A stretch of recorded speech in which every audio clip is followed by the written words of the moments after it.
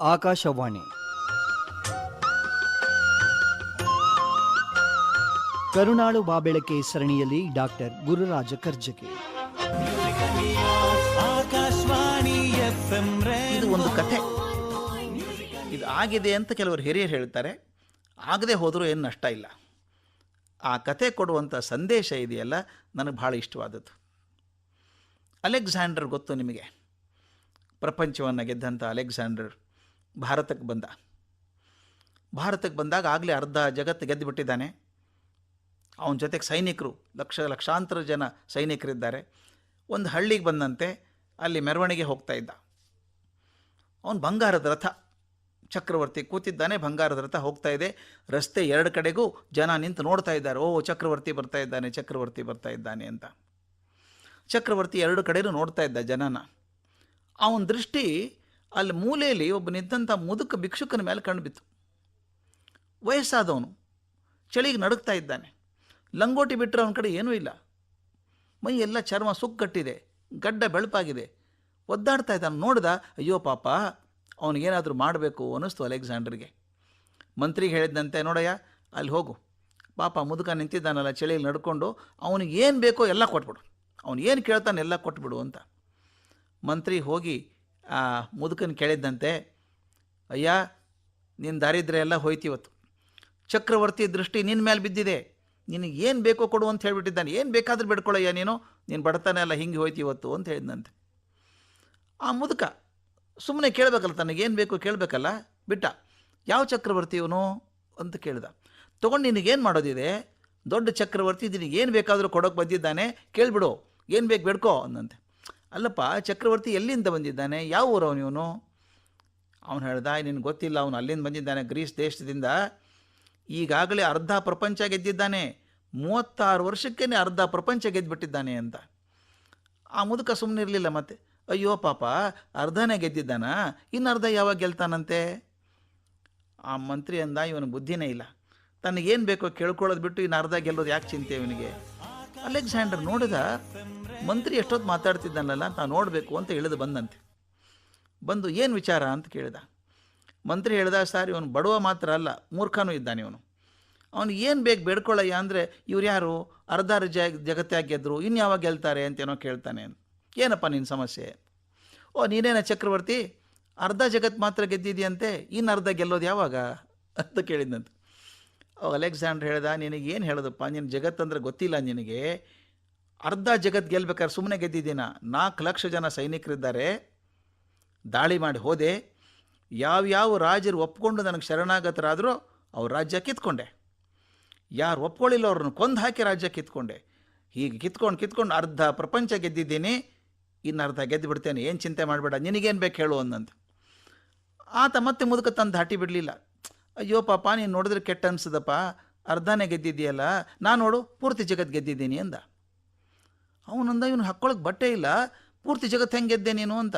ಅವ್ನು ಹೇಳಿದೆ, ಬಿಡು, ಅದು ಹಿಂದಾಶ್ ಹೇಳ್ತೀನಿ ನಿನಗೆ, ಆಮೇಲೆ ಹೇಳ್ತೀನಿ ಹೆಂಗೆ ಅಂತೆ. ಈಗ ಒಂದು ಪ್ರಶ್ನೆ ನಿನಗೆ ಕೇಳ್ತೀನಿ, ಚಕ್ರವರ್ತಿ ಅಲ್ವಾ ನೀನು? ಒಂದು ಕಲ್ಪನೆ ಮಾಡ್ಕೊ, ನೀನು ಬೇಟೆ ಆಡೋಕ್ಕೆ ಹೋಗ್ತೀಯ, ನೀನು ಕುದುರೆ ಮೇಲೆ, ಭಾಳ ಬಲಶಾಲಿಯಾದಂಥ ಕುದುರೆ ಅದು, ಜೋರಾಗಿ ನಾಗಾಲೋಟದಿಂದ ಓಡ್ತಾ ಇದೆ. ನೀನು ಹಿಂದೆ ನಿನ್ನ ಹಿಂಬಾಲಕರೆಲ್ಲ ಬರ್ತಾರೆ. ನಿನ್ನ ಕುದುರೆ ಎಷ್ಟು ವೇಗ ಹೋಗ್ಬಿಡ್ತು ಅಂದರೆ, ಹಿಂಬಾಲಕರೆಲ್ಲ ಹಿಂದೆ ಉಳ್ಕೊಂಡ್ಬಿಟ್ರು. ನಿನ್ನ ಕುದುರೆ ಓಡ್ತು ಕಾಡು ದಾಟಿ ಮರುಭೂಮಿಗೆ ಹೋಗ್ಬಿಡ್ತು. ದೊಡ್ಡ ಮರುಭೂಮಿ ಒಳಗೆ ಹೋಗಿ ನೋಡ್ತೀಯಾ, ಬಿಸಿಲಾಗಿದೆ, ಹಸಿವೆ ಆಗಿದೆ, ನೀರಡಿಕೆ ಆಗಿದೆ. ಹಸಿವೆ ತಡ್ಕೋಬೋದಪ್ಪ, ನೀರಡಿಕೆ ಆಗಿದೆ. ನಿನಗೆ ಎಷ್ಟರ ಮಟ್ಟಿಗೆ ನೀರಡಿಕೆ ಆಯಿತು ಅಂದರೆ, ಇನ್ನು ಅರ್ಧ ಗ್ಲಾಸಲ್ಲಿ ನಿನಗೊಂದು ನೀರು ಸಿಗದೆ ಹೋದರೆ ಸತ್ತು ಹೋಗ್ತೀಯ ನೀನು. ಹಿಂಗಾಗೋಲ್ಲ ಅಂದವ ಅಲೆಕ್ಸಾಂಡ್ರು. ಆಗಿದೆ ಅಂತ ಇಟ್ಕೋ, ನೀನು ಒಬ್ಬನೇ ಇದ್ದೀಯಾ, ನಿನ್ನ ಹತ್ರ ಯಾರೂ ಇಲ್ಲ, ನೀರು ಸಿಗದೆ ಹೋದರೆ ಸತ್ತು ಹೋಗ್ತೀಯ ಅರ್ಧ ತಾಸಲ್ಲಿ. ಆಗ ನಾನು ಒಂದು ಲೋಟ ನೀರು ತೊಗೊಂಡು ಬರ್ತೇನೆ ಅಲ್ಲಿ, ಅದಕ್ಕೇನು ಬೆಲೆ ಕೊಡ್ತೀಯಾ ಅಂತ ಕೇಳಿದಂತೆ ಮುದುಕ. ಅವನಂದ, ನಾನು ಹೇಗೂ ಸತ್ತೇ ಹೋಗೋದಾದರೆ ಒಂದು ಕೆಲಸ ಮಾಡೋಣ, ನಾನೇನು ಗೆದ್ದಿದ್ದೇನಲ್ಲ ಅರ್ಧ ಪ್ರಪಂಚ, ಅದರ ಅರ್ಧ ನೀನು ಕೊಟ್ಬಿಡ್ತೇನೆ, ನಾನು ನೀರು ಕೊಡು ಅಂದಂತೆ. ಆ ಮುದುಕ ಜೋರ ನಕ್ಕೆ ಹೇಳಿದಂತೆ, ಅಯ್ಯೋ, ನಾನು ಬಿಟ್ಟು ನೀರು ಕೊಡೋರು ಯಾರೂ ಇಲ್ಲ ನಿನಗಲ್ಲಿ, ರೇಟ್ ಜಾಸ್ತಿ ಮಾಡು, ಅಷ್ಟಕ್ಕೆ ಕೊಟ್ಬಿಡ್ತೀನ, ರೇಟ್ ಜಾಸ್ತಿ ಮಾಡು ಅಂದ. ಅಲೆಕ್ಸಾಂಡರ್ ಕ್ಷಣ ವಿಚಾರ ಮಾಡಂದಂತೆ, ನಾನು ಸತ್ತೇ ಹೋಗೋದಾದರೆ ಇನ್ನು ಅರ್ಧ ಇಟ್ಕೊಂಡು ಏನು ಮಾಡಲಿ? ಆ ಲೋಟ ನೀರು ಕೊಟ್ಟರೆ ನಾನು ಏನು ಗೆದ್ದಿದ್ದೇನೆ ಅರ್ಧ ಪ್ರಪಂಚ ಪೂರ್ತಿ ನಿನಗೆ ಕೊಟ್ಬಿಡ್ತೀನಿ ಅಂದ. ಆ ಮುದುಕ ಕೈ ತಟ್ಟಿ ಹೇಳಿದಂತೆ, ಅಯ್ಯ, ಹಾಗಾದರೆ ಇನ್ನು ಅರ್ಧ ಪ್ರಪಂಚದ ಬೆಲೆ ಎಷ್ಟು ಗೊತ್ತಾಯಿತೋ? ಒಂದು ಲೋಟ ನೀರು ಅಷ್ಟೇ. ಒಂದು ಲೋಟ ನೀರಷ್ಟೇ, ಅದಕ್ಕಿಂತ ಹೆಚ್ಚಿಗೆ ಬೆಲೆ ಇಲ್ಲ ನಿಂದು. ಅದಕ್ಕೋಸ್ಕರ ಇಷ್ಟು ಜನನ ಕೊಂದು ಬಂದ್ಯಾ ನೀನು? ಕೊಂದು ಅರ್ಧ ಪ್ರಪಂಚ ಗೆದ್ದಿದೀಯಾ. ಇನ್ನೂ ಅರ್ಧ ಗೆಲ್ಲೋಕೆ ಇನ್ನೂಷ್ಟು ಜನ ಕೊಲ್ತೀಯ ನೀನು. ನಾನು ನೋಡು, ಯಾರನ್ನೂ ಕೊಲ್ಲಿಲ್ಲ, ಯಾರನ್ನೂ ನೋಯಿಸಲಿಲ್ಲ, ಇಡೀ ಪ್ರಪಂಚ ಗೆದ್ದುಬಿಟ್ಟೆ. ಅದೇಂಗೆ ಗೆದ್ದಿ? ಅವನು ಹೇಳಿದಂತೆ, ಜಗತ್ತಿಗೊಬ್ಬ ಮಾಲೀಕ ಇದ್ದಾನೆ ಮೇಲೆ. ಮಾಲೀಕನ ಕಾಲು ಹಿಡ್ಕೊಂಡ್ಬಿಟ್ಟೆ, ಶರಣಾಗ್ಬಿಟ್ಟೆ. ಮಾಲೀಕ ಒಪ್ಕೊಂಡ್ಬಿಟ್ಟ ನನ್ನ. ಮಾಲೀಕ ನನ್ನವನಾದರೆ ಇಡೀ ಜಗತ್ತಿನ ಮಾಲಿಕಿಯತ್ ನಂದೇ ಅಲ್ವಾ? ನಂದೇ ಜಗತ್ತದು. ಮಹಾರಾಜ ನನ್ನವನು, ಅದು ಜಗತ್ತಿನ ಮಾಲೀಕ ನನ್ನವನಾದ್ದರಿಂದ ಜಗತ್ತೇ ನಂದಾಗಿ ಹೋಯಿತು. ನೀನು ಅದು ಮಾಡೋದು ಬಿಟ್ಟು ಜಗತ್ತನ್ನು ಕೊಂದ್ಕೊಂಡು ಹೋಗ್ತೀಯಲ್ಲಪ್ಪ ಅಂದ. ಅಲೆಕ್ಸಾಂಡ್ರಿಗೆ ಜ್ಞಾನೋದಯ ಆಯಿತು ಅಂತ ಹೇಳ್ತಾರೆ. ಅದಕ್ಕೆ ಮುಂದೆ ಅವನ ಆರೋಗ್ಯ ಕೆಟ್ಟಾಗ ತನ್ನ ದೇಶಕ್ಕೆ ಹೋಗುವಾಗ ಅವ್ನು ಗೊತ್ತಾಯಿತು ತನ್ನ ದೇಶ ಮುಟ್ಟಲ್ಲ ಅಂತ. ತನ್ನ ಮಂತ್ರಿಗಳಿಗೆ ಹೇಳಿದಂತೆ, ನೋಡಿ, ದಾರಿಯಲ್ಲಿ ನಾನು ಸತ್ತು ಹೋದರೆ ನಾನು ಹೆಣನ ಒಂದು ಶವಪೆಟ್ಟಿಗೆಯಲ್ಲಿ ಹಾಕಿ 2 ಕಡೆಗೂ ಒಂದು ತೂತು ಮಾಡಿ ನಾನು 2 ಕೈ ಹೊರಗೆ ಬರೋಂಗಿಡಿ ಅಂತ ಹೇಳಿದಂತೆ. ಹೊರಗೆ ಬರೋದು ಅಷ್ಟೇ ಅಲ್ಲ, ನನ್ನ ಅಂಗೈ ಆಕಾಶ ನೋಡ್ತಿರ್ಬೇಕು, ಆ ಥರ ಮಾಡಿಡಿ ಅಂತ. ಯಾಕೆ ಅಂತ ಕೇಳಿದರು ಮಂತ್ರಿಗಳು.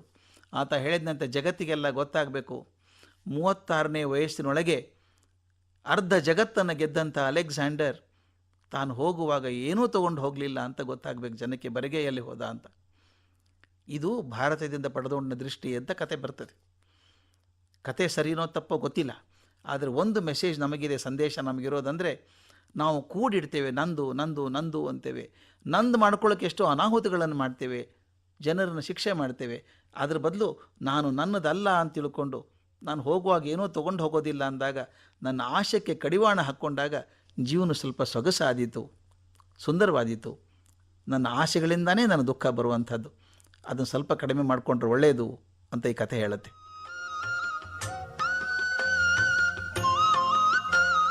ಕರುನಾಡು ಬಾಬೆಳಕೆ ಸರಣಿ ಕಾರ್ಯಕ್ರಮ ಪ್ರಸಾರವಾಯಿತು. ಪ್ರಸ್ತುತಿ ಡಾಕ್ಟರ್ ಗುರುರಾಜ ಕರ್ಜಗೆ. ನಿರ್ವಹಣೆ SR ಭಟ್. ಪ್ರಸಾರ ಸಂಯೋಜನೆ MG ರವಿ. ಇದು ಆಕಾಶವಾಣಿ FM ರೈನ್ಬೋ ಪ್ರಸ್ತುತಿ.